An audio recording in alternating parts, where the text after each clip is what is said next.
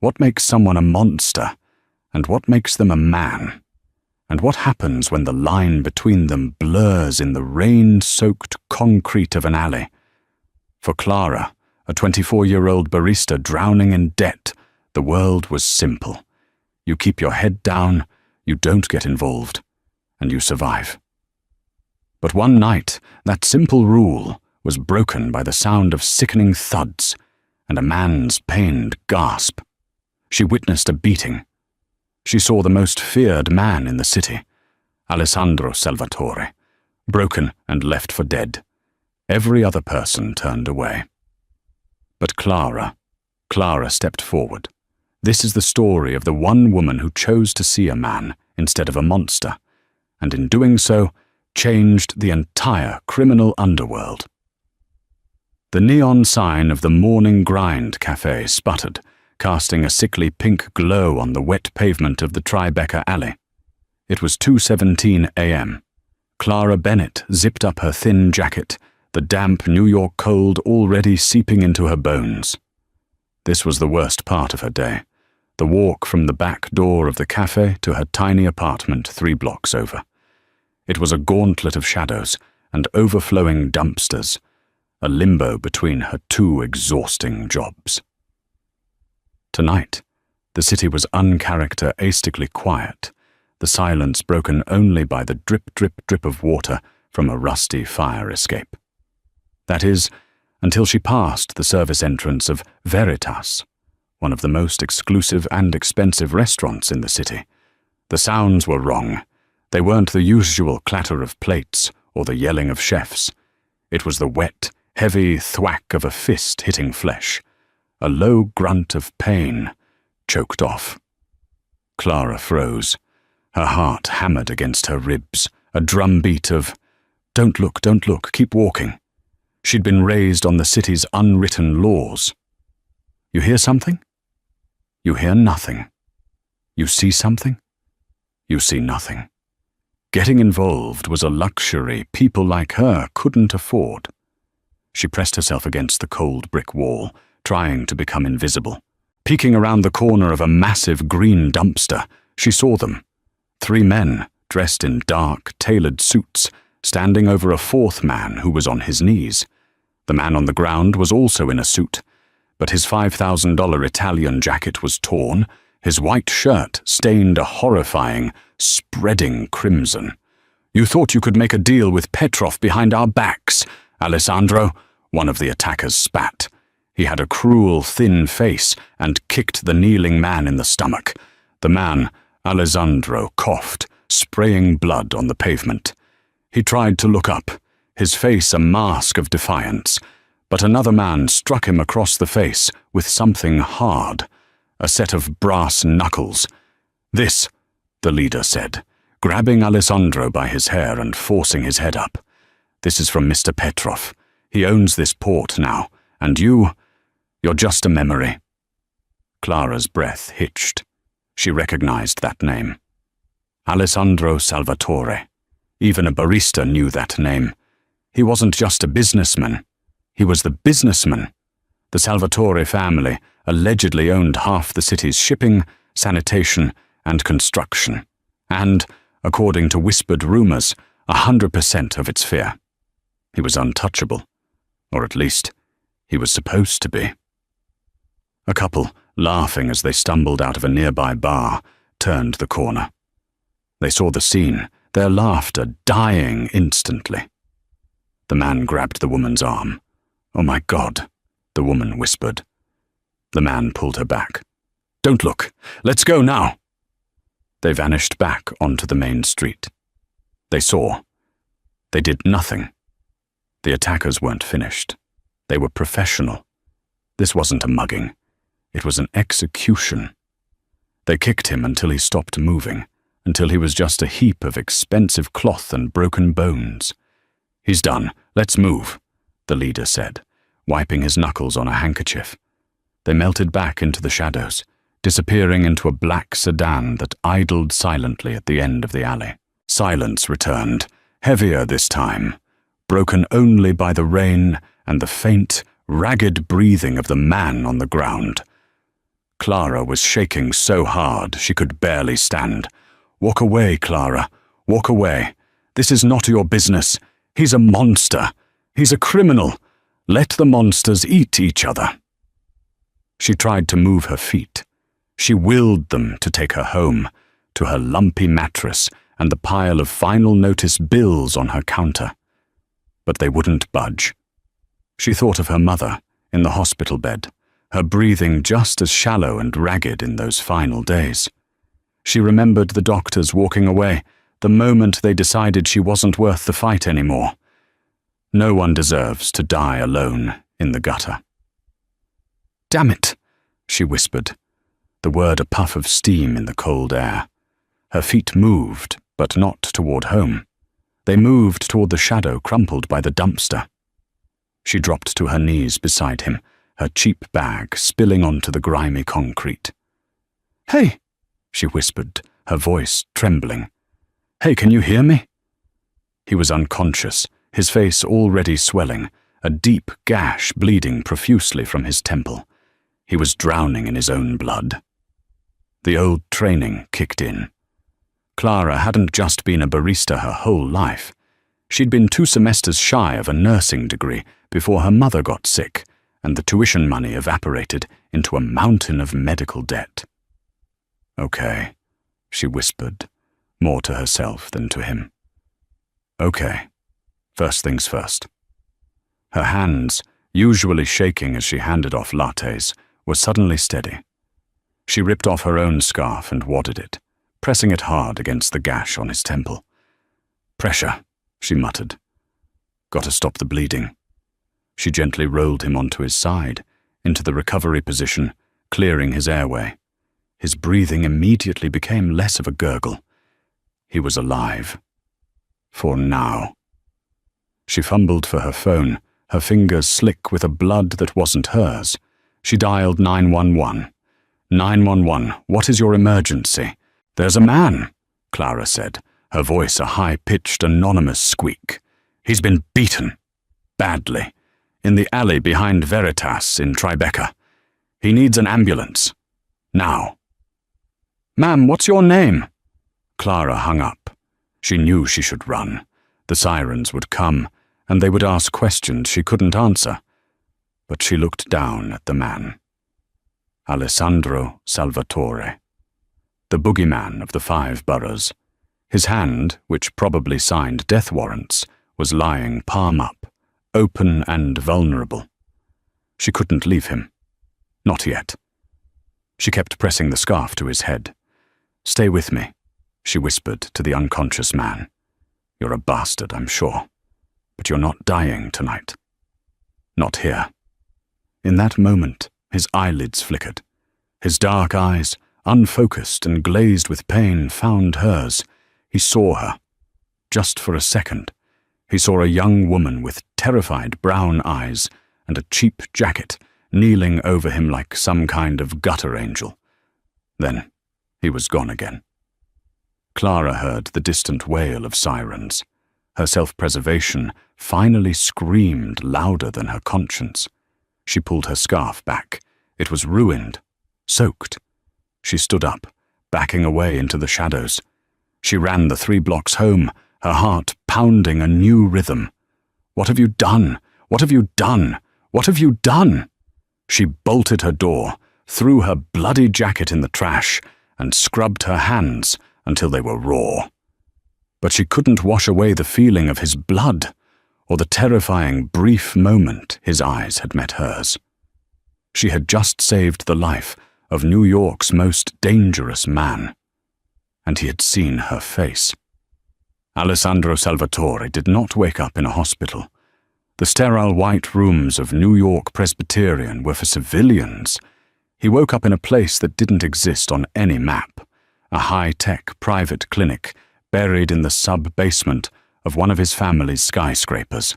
He woke to the scent of antiseptic and the steady beep of a heart monitor.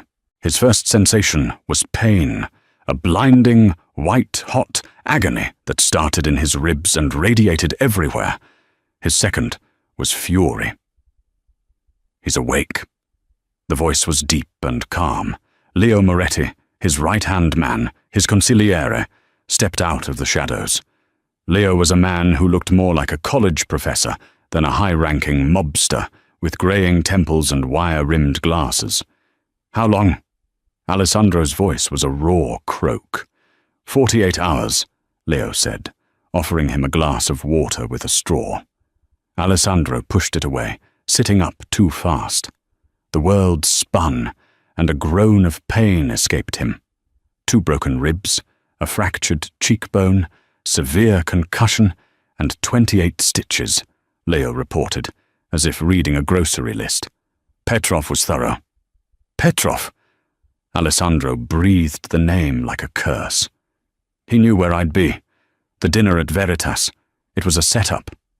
Yes, Leo said quietly. We have a rat, Alessandro. This was worse than the beating. Betrayal. An enemy outside was a problem. An enemy inside was a cancer. Who? Alessandro started, but Leo held up a hand. We are handling it. First, you heal. The family cannot show weakness. Alessandro stared at the pristine white ceiling. Weakness. He had been weak, left in an alley like common trash. The police? An anonymous 911 call. By the time our of-duty guys responded to the dispatch, the real ambulance was 10 minutes out. Our team collected you. The scene was clean by the time NYPD arrived. As far as the world knows, you are in Europe on business. Alessandro nodded. Leo was perfect. But something was itching at the edge of his memory, a fragment from the darkness. There was someone else, he whispered. After they left. Before your men. Leo's expression tightened. There were no witnesses, Alessandro. The street was empty. The couple from the bar ran. No, not a witness. Alessandro's hand went to his temple, where the stitches pulled at his skin. Someone helped me. They turned me onto my side. They put pressure on my head. He closed his eyes, trying to summon the image. A woman. Young. Scared eyes. Leo frowned. Sir, you had a major concussion. You were likely hallucinating. Was I? Alessandro opened his hand, clutched in his palm, stuck there by his own drying blood, was a small, round object. It was a cheap 2-inch button pin, the kind you get from a gumball machine or a tourist shop. It was a cartoon drawing of a grumpy-looking coffee bean with the words, "Don't talk to me before this." Leo's eyes widened. Where did you get this? She dropped it, Alessandro said. She was real. She saved my life. He stared at the pin. This stupid, cheap piece of plastic. It was the only clue. Find her, Alessandro commanded, his voice no longer the weak rasp of a patient, but the steel blade of the Salvatore boss. Leo hesitated. To thank her? Alessandro's dark eyes met his. To find her. No one sees me like that and just walks away. No one. I don't know if she's a threat, a loose end, or a guardian angel, but I'm going to find out. Check every coffee shop, every diner, every tourist trap within 10 blocks of that alley. Find the woman who wears this pin. And when we do, you bring her to me, unharmed. Alessandro's grip tightened, the edges of the pin digging into his palm. I owe her a debt, and the Salvatores always pay their debts, one way or another. For the next week, Clara Bennett lived in a self-made prison of anxiety. She worked her shifts at the morning grind on autopilot, her hands shaking so badly she spilled more coffee than she served. Every time a police car wailed in the distance, she jumped. Every time a man in a dark suit walked past the cafe window, her heart stopped. She'd seen the news. Alessandro Salvatore had not been reported injured. In fact, a society paper mentioned he was seen at an exclusive charity auction in Rome. It was a lie. She knew he was here, in the city, healing Or maybe he was dead, and she was the only person on Earth who knew how he died. She didn't know which was worse. She was scrubbing the espresso machine on a slow Tuesday afternoon, the cafe empty, save for an old man reading a newspaper in the corner. The bell on the door jingled. Clara didn't look up. "Be with you in a second," she called out, her voice muffled by the rag. "Take your time." The voice was low, rich, and smooth as velvet. It sent a chill straight down her spine that had nothing to do with the draft. She turned. He was standing in the middle of her cafe, his presence sucking all the air out of the room. It was him, Alessandro Salvatore. He was not the broken man from the alley. He was terrifying. He wore a black, impeccably tailored suit that probably cost more than her apartment. A pair of sunglasses rested on his head, pushing back his dark hair. The only sign of the attack was a faint, angry-looking scar that disappeared into his hairline and a slight shadow of a bruise under his left eye, expertly covered but not invisible. He was looking right at her. Not at the menu, not at the pastry case. At her, he knew. What can I get you?" Clara stammered, her hands gripping the wet rag. He took a slow step toward the counter, his eyes scanning her face, her uniform, her name tag. "Clara," he read aloud. It sounded less like a name and more like a verdict. "A black coffee," he said. She turned to make it, her movements jerky and uncoordinated. She could feel his eyes on her back. She fumbled with the filter, spilling grounds on the counter. "Just a customer." "He's just a customer. He doesn't recognize you." It was dark. You were a shadow. She finished pouring the coffee and slid it onto the counter, careful not to let her shaking hands show. "That'll be $3.50. He didn't reach for his wallet. Instead, he placed something small on the counter and slid it toward her. It was her pin, the one with the grumpy coffee bean. Clara's blood ran cold. She stared at it, unable to breathe. "I believe this is yours," Alessandro said, his voice dangerously soft. She looked up, meeting his intense, dark gaze. There was no recognition in them. Not of his savior. Only the cold, appraising look of a predator. Where did you find this?" she whispered. "In an alley, near Veritas," he said. "It was a very bad night for a friend of mine. You see, this friend was attacked, left for dead. But someone helped him. Someone called 911. Someone stopped the bleeding. Was that you, Clara?" She couldn't speak. A nod was a confession. A denial was a lie he would see through. He leaned in slightly, his voice dropping to a conspiratorial whisper. The old man in the corner was oblivious. "Don't be afraid. I'm not here to hurt you. If I wanted to hurt you, you wouldn't be making me coffee." I don't know what you're talking about," she lied, but her voice cracked.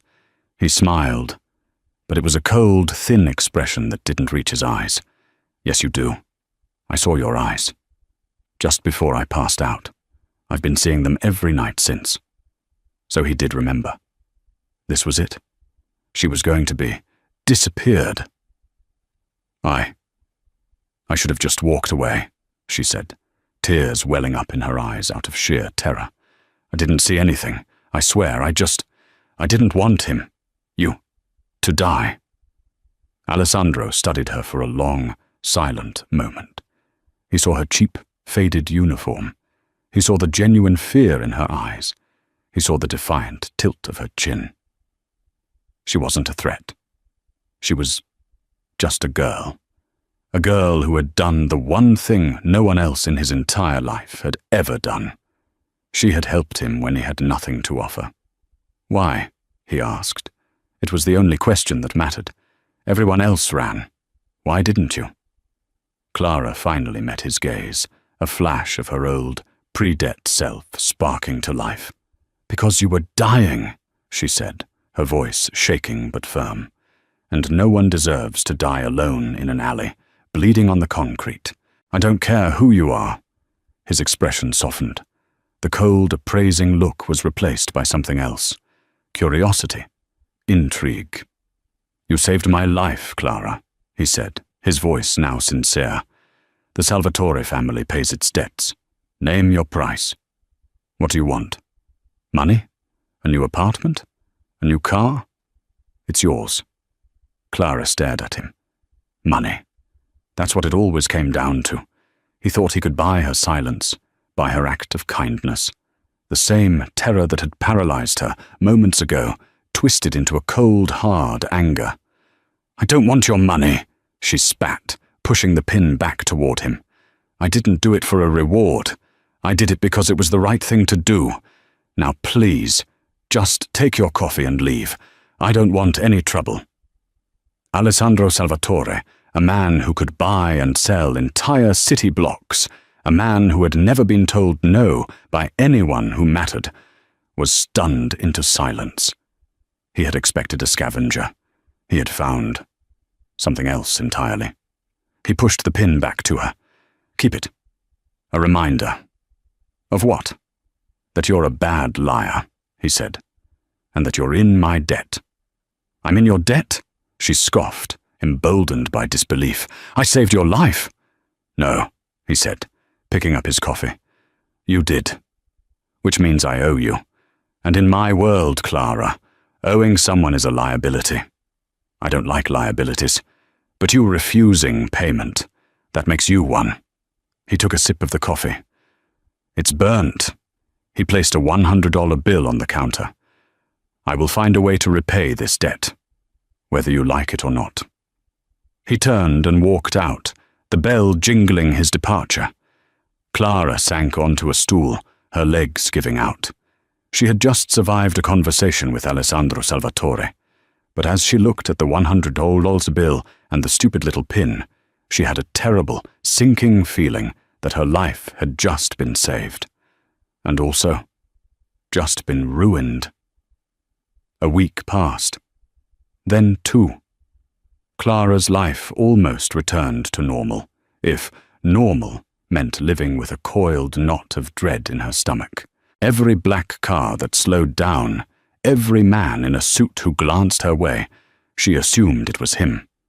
But Alessandro Salvatore did not return to the cafe.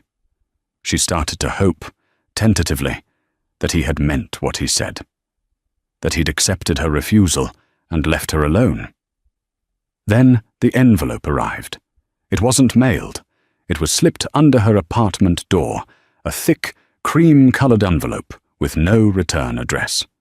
Her name, Clara Bennett, was written on the front in elegant, sharp calligraphy.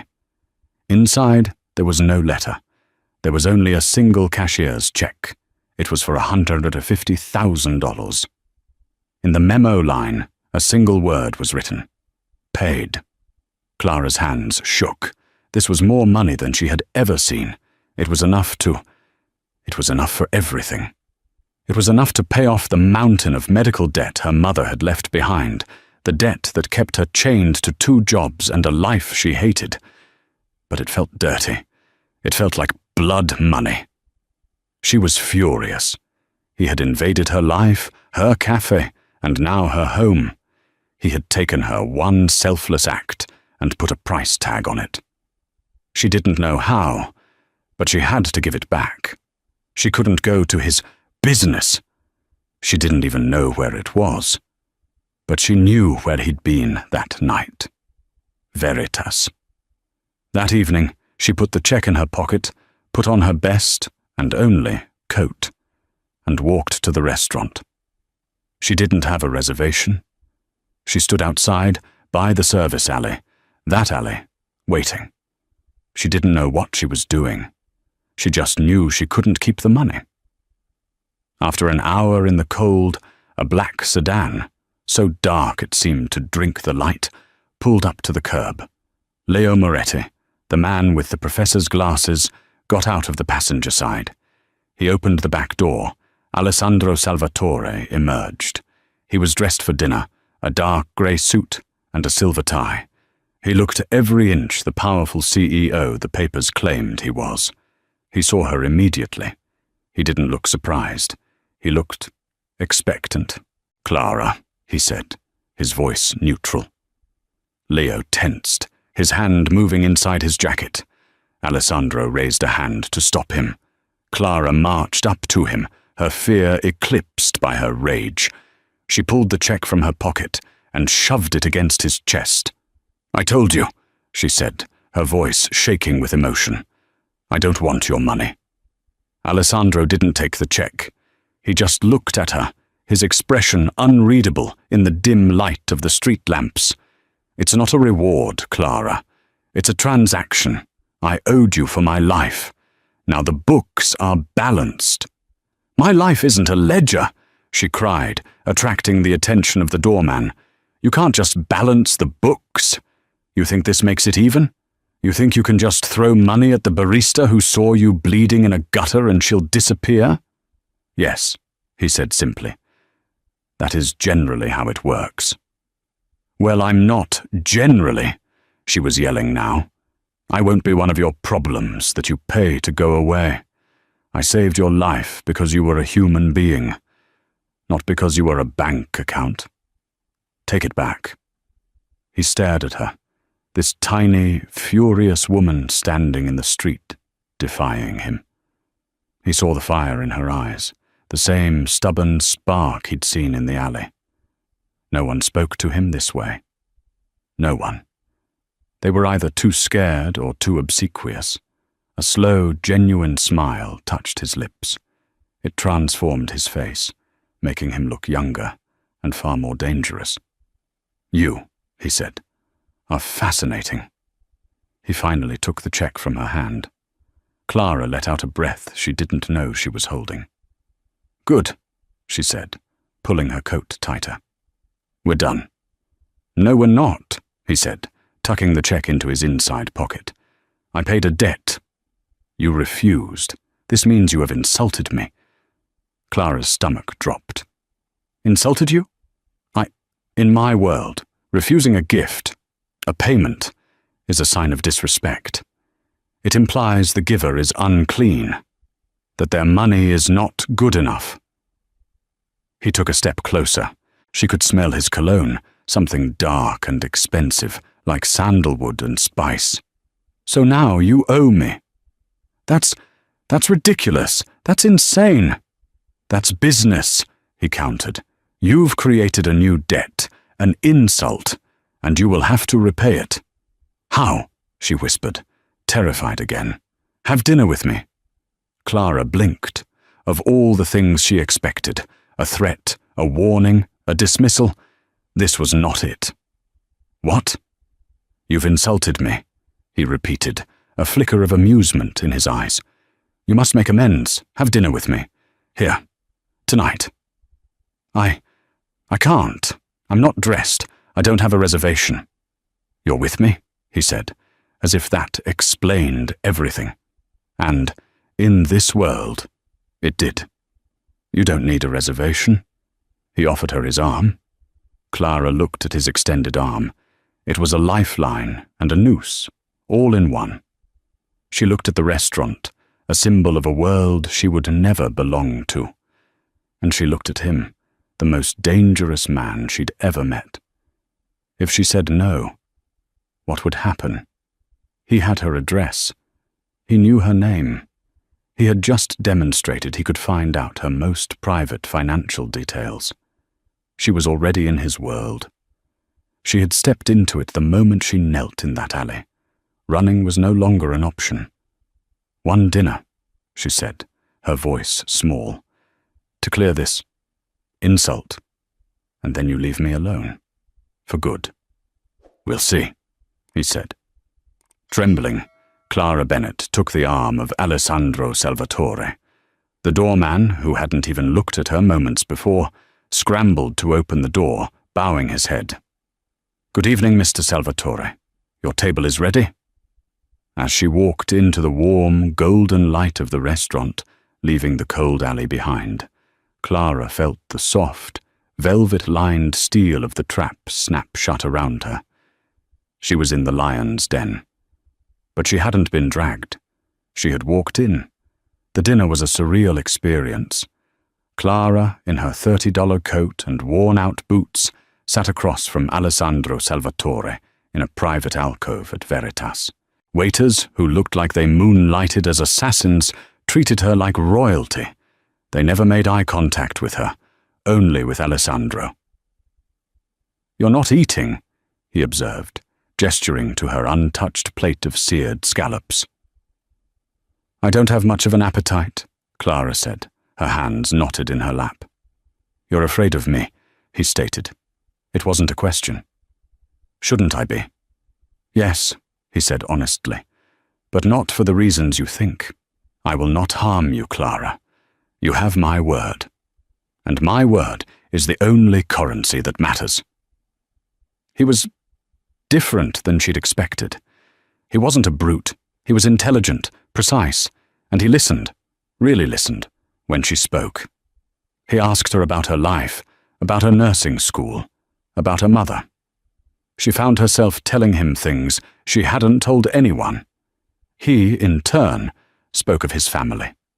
Not the family, but his actual family. His grandfather, who had come from Sicily with nothing. His father, who had built the shipping empire. He painted a picture of legacy, duty, and honor. It was seductive. He was seductive. He was showing her the man, not the monster. "But that night," she finally dared to ask, "the men who attacked you, you said Petrov." Alessandro's face hardened, the warmth vanishing like a snuffed candle. "Petrov is a Russian animal who doesn't understand boundaries. He moved on my territory. He will be dealt with." "And the rat," she whispered. "You said you were set up." His eyes bored into hers. "You don't miss a thing, do you?" He leaned forward. "Yes, there is a rat. Someone in my inner circle. Someone who knew my schedule, my route, the fact I would send my primary security detail ahead to the meeting. Someone I trusted. Who? If I knew that, they would already be in the East River," he said, with a chilling finality. "My consigliere, Leo, is investigating. He suspects everyone, as he should. This was her chance, her out. This is your world, Alessandro, not mine. I can't be a part of this." "You're already a part of it," he said softly. "You saved my life, and you've had dinner with me. In my world, that makes you mine to protect, whether you like it or not. I don't need your protection." "Don't you?" he countered. "That cafe you work at, the manager, a man named Thomas, has been skimming from the register, and from your tips, and that apartment you live in. The landlord is planning to renovate and triple the rent, forcing you out. Your world is not as safe as you think." Clara was speechless. He had investigated her, thoroughly. "Don't worry," he said, taking a sip of wine. "Thomas will be fired by morning, for accounting errors. And your landlord has had a sudden change of heart. He will be offering you a new 5-year lease at your current rate." You can't just do that." "I just did. This is what I do, Clara. I fix things. I protect what is mine." She was trapped. This wasn't a cage of steel bars. It was a cage of golden protection, of solved problems. It was terrifying. The dinner ended. He walked her out. His black sedan was waiting. "Leo will take you home," he said. "And you?" "I have a meeting about the rat." He was about to get in a separate car when a man rushed out of the restaurant. He was balding, sweating, and carrying a briefcase. He looked like an accountant. "Mr. Salvatore, sir," he called out, skidding to a halt. "The quarterly reports. You forgot them. Leo asked me to—" Alessandro held up a hand, silencing him. "Riccardo, calm yourself. You're jumpy." "Yes, sir. Of course, sir. It's just, with the Petrov situation, everyone's on edge. Ricardo handed the briefcase to Leo, and in that moment, Clara saw it. It wasn't Ricardo. It was the man he was with. A tall, gaunt man in a dark suit had followed Ricardo out and was standing just inside the restaurant's doorway, trying to look inconspicuous. He had a long, jagged scar running down his left cheek, from his eye to his jaw. Clara gasped. Alessandro turned to her. "What is it?" "Him," she whispered, nodding toward the man in the doorway. "The scar. I've seen him before." Alessandro and Leo both went rigid. "Where?" Alessandro's voice was a blade. The night of the attack," Clara said, her mind racing, piecing it together. I get the old pastries from Veritas for the cafe sometimes. I was here earlier that evening, picking up a box from the kitchen. I saw that man in the alley." "He was one of Petrov's men?" Leo asked. "No, not then," Clara said, shaking her head. "It was hours before. He was talking to him." She pointed. Not at the man with the scar. She pointed at the sweating, terrified accountant. "He was talking to Ricardo," Clara said. "They were arguing. It was heated. I remember thinking it was strange. Ricardo gave him an envelope. And the man with the scar, he looked like he was threatening him." Silence. The entire street seemed to fall silent. Ricardo's face went white. He looked from Clara to Alessandro to the man in the doorway, who now realized he'd been made. Alessandro's face was carved from ice. He looked at his accountant, a man who had been with his family for 20 years. Ricardo. Ricardo dropped his briefcase. He turned and sprinted down the street. "Leo," Alessandro said quietly. Leo didn't hesitate. He was moving before Ricardo had taken a third step, tackling him to the pavement. The man with the scar tried to pull a weapon, but Alessandro was already on him, disarming him with a brutal, practiced efficiency that left the man breathless and clutching a broken wrist. It was over in 10 seconds. Alessandro straightened his tie. He looked down at Ricardo, who was weeping on the sidewalk, pinned by Leo. "So," Alessandro said, his voice terrifyingly calm. "The rat." He turned and looked at Clara.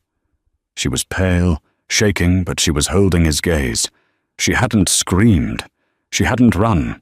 He realized with a sudden, startling clarity that she hadn't just saved his life. She had just saved his family. "Get in the car, Clara," he said. It wasn't a request. "Leo, bring Ricardo.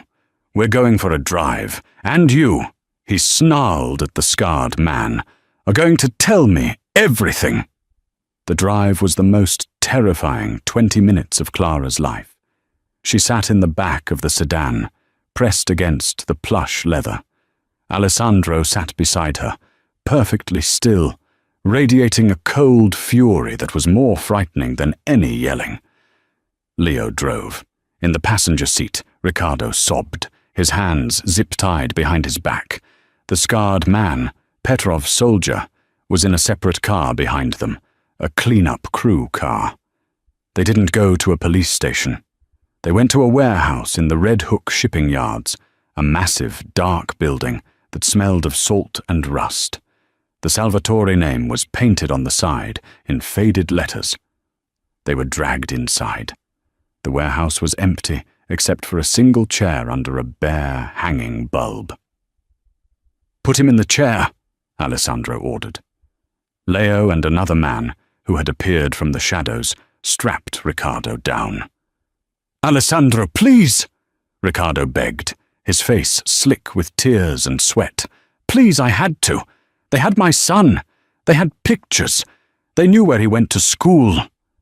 Alessandro stood in the shadows, just outside the circle of light. "You've been skimming from me for 5 years, Ricardo. Don't lie to me. Not now." Ricardo's sobs hitched. He was caught. It started small, just just to cover some bad investments. But it grew, and they found out. Petrov's people. They said they'd expose me to you, or I could give them something bigger, a way to forgive my debt to them. So you gave them me, Alessandro said, his voice flat. They were just supposed to rough you up, to scare you. Not that. I swear. You set me up to be murdered, Alessandro corrected him, and you let me hunt for a rat, pointing fingers at my most loyal men, while you sat in your office, counting my money. I'm sorry. Boss, please. Alessandro stepped into the light. His face was a mask of cold judgment. I am not a forgiving man, Riccardo. Clara, who had been shrinking by the door, couldn't stay silent. Alessandro, stop. He's pathetic. He's not a threat anymore. Let him go. Just let him go. Alessandro turned to her, his eyes unreadable. This is my world, Clara. This is what protection looks like. This is the fixing I do. You wanted to see the monster? Look. He turned back to Riccardo. You have dishonored my family. You have put us all at risk, and you have cost me time. What do we do with him, boss? Leo asked. Alessandro looked at the weeping man. He thought of the alley, of the feeling of his ribs cracking. Then he looked at Clara, her face pale with horror, but her eyes filled with pity. He sighed. The rage was still there, a hot coil in his gut, but her presence changed its chemical composition. You're a disgrace, Riccardo, Alessandro said, not a martyr. Leo, book him a one-way ticket to Argentina. Put him on a cargo ship tonight. He will leave with the clothes on his back, and he will never, ever set foot on this continent again. If I hear his name, if I see his face, I will finish this. Do you understand? Riccardo nodded, hyperventilating with relief. Yes. Thank you. Thank you, boss. Don't thank me, Alessandro cut him off. Thank her. She bought you a life you don't deserve. Leo nodded, cutting Riccardo free and hauling him to his feet. And Petrov's man? He, Alessandro said, his voice turning to gravel, will be our messenger. He's going to go back to Petrov and tell him exactly what happened. He's going to tell him that I know, and that I'm coming. An hour later, Alessandro walked Clara back to the car. The warehouse was quiet again. The problems had been handled. You should have been disgusted, he said, as the car started to move, leaving the dark docks behind. You should have run screaming. Clara was quiet for a long time, watching the city lights blur past the window. I was disgusted, she said, her voice barely a whisper. And I am terrified, but you let him go. Exile is not forgiveness, he said. It's not a bullet in the head, she countered. She turned to look at him. You showed mercy. Don't call it that, he snapped. It was a tactical decision. He's more useful as a ghost in South America than as a body in the harbor. It sends a different kind of message. Clara shook her head. You're lying. You did it for me. You didn't want me to see you do that. Alessandro didn't answer. He just stared out the window. They drove in silence, the chasm between their two worlds wider than ever, but at the same time, a strange, terrifying bridge was being built across it. When they reached her apartment, he got out and walked her to the door. The broken lock from his investigation had been replaced with a heavy-duty steel one. You're safe now, he said. The rat is gone, and Petrov will be too busy watching his back to worry about a barista. So this is it? She. The debt is paid? You'll leave me alone now? The words, which she had longed to hear, now tasted like ash in her mouth. Alessandro looked down at her.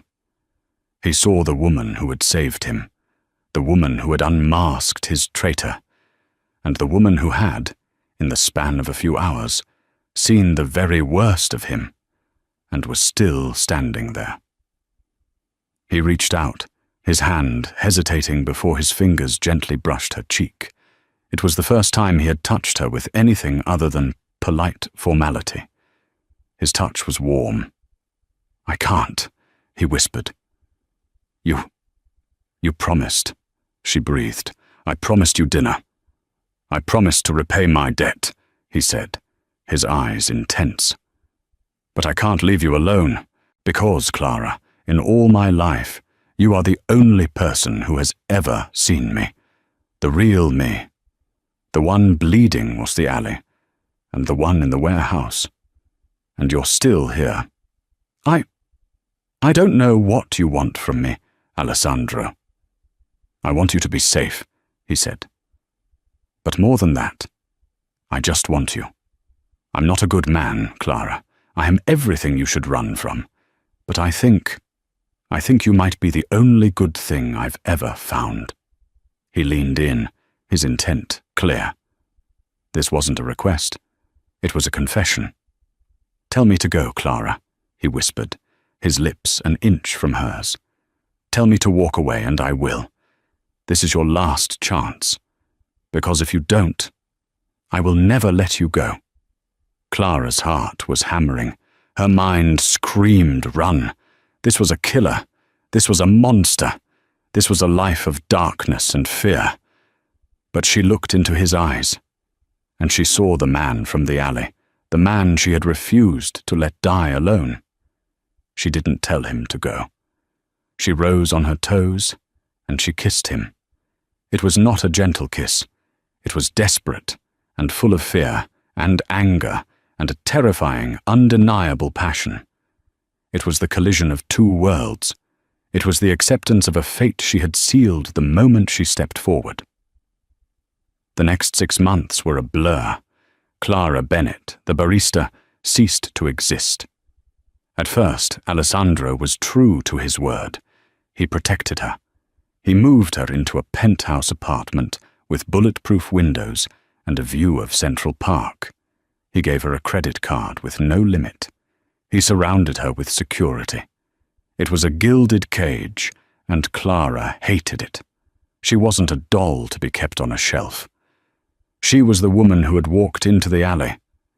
"I can't just sit here, Alessandro," she told him one night as he was dressing for another meeting. "I can't be this person, this kept woman." "You are not a kept woman," he said, adjusting his cufflinks. "You are the woman I love." It was the first time he'd said it. It stopped her cold. "But you're keeping me from your life," she argued. "You go out, you fix things, you handle Petrov, and I stay here and order room service. I am not a pet, Alessandro. I was a nurse. I was smart." He turned to her, a rare smile on his face. "I know. You were smart enough to find the rat my entire organization missed." He walked over to her, taking her hands. "I have been fighting this, trying to keep you separate, trying to keep your light from my darkness. But you're right. It's not working. You're not meant to be hidden. You're meant to be seen." The next night, he didn't go to a meeting. He brought the meeting to him. He hosted a dinner. Not with businessmen, but with his capos, the 10 most powerful, dangerous men in his organization. They all filed in, respectful but curious, their eyes sliding to Clara, who stood at Alessandro's side in a simple, elegant black dress. "Gentlemen," Alessandro said, raising a glass of wine, "you all know what happened 6 months ago. You know I was betrayed. You know I was left for dead." The room was silent. "What you don't know," he continued, "is that I was not saved by our men. I was saved by this woman." He placed a hand on the small of Clara's back. The 10 capos stared at her. Their expressions changed from curiosity to a new, profound respect. "And when I was blind with rage, hunting for the rat among you, Alessandro said, his voice carrying. It was her eyes that saw the truth. It was her memory that unmasked Ricardo. She saved my life, and she saved this family. He held up his glass. Clara Bennett is not my mistress. She is my advisor. She is my most trusted counsel. She sees what we are too close to see. She has the word of the Salvatore family. You will show her the same respect you show me. You will treat her as the Queen. Clara's heart was pounding. This was it. This was the real choice. He wasn't offering her a cage anymore. He was offering her a throne. She looked at the faces of the men staring at her. They were killers, criminals, and businessmen, and they were all raising their glasses to her. She had stepped into the alley to save a man. She had walked into the restaurant to defy a boss. And now she was standing beside a king, as his equal. Her old life was gone. The debt, the 2 jobs, the fear of the water-stained ceiling in her apartment. It was a different person's life. She picked up her own glass, her hand perfectly steady. She looked at Alessandro, who was watching her with an expression of pure, possessive pride. She was not the monster. He was not the man. They were something new, together. A balance of light and shadow. She was no longer Clara, the barista who saw something she shouldn't have. She was Clara Salvatore, the woman who had seen the mafia boss at his weakest, and had not only stepped forward, she had stayed. And so the true story of Clara and Alessandro begins, not with a grand gesture, but with a single act of courage that changed everything. Clara didn't just pull Alessandro back from the edge of death. She rewrote the very fabric of his existence. Before her, his world was built on control, power, and fear, a fortress with walls too high for anyone to climb. But she walked straight through them, not because she was invincible, but because she understood what it meant to fight while bleeding, to stand tall while the world tried to break her. She taught him that real strength isn't about being untouchable, flawless, or ruthless. It's about what you do when you're broken, when your heart is heavy, and when darkness feels endless. And still, you choose to rise. In her quiet defiance, she became the light that exposed every shadow he'd ever hidden behind.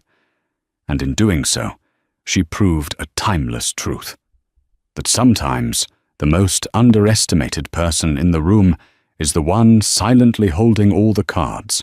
When everyone else faltered, she stepped forward with nothing but her conviction, and it was that courage that changed the course of both their lives. In return, he gave her more than gratitude or power. He gave her an empire, built not on fear, but on faith in the woman who taught him what true strength really means. What do you think of Clara's choice? Was it bravery, or was it the beginning of her own corruption? Let me know your thoughts down in the comments. I read every single one. Thank you so much for listening to this story. If you loved the drama and the twists, do me a huge favor and hit that like button. It really helps the channel. And if you're new here, make sure you subscribe and ring that notification bell so you never miss another story. And as always, share this video with a friend who loves a story about dangerous choices and a love that breaks all the rules. Until next time, stay safe and always be brave enough to step forward.